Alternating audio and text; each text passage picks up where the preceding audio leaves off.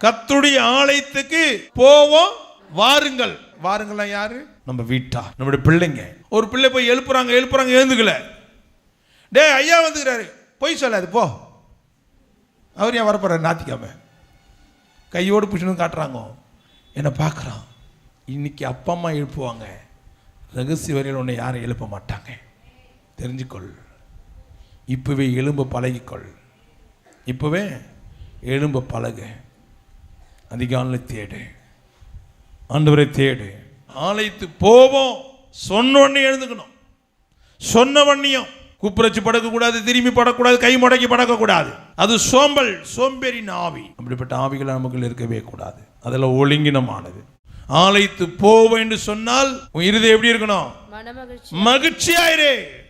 ஏனென்றால் நான் அப்பா வீட்டுக்கு போறேன். அப்பா வீட்டில் எப்போதும் சந்தோஷம்.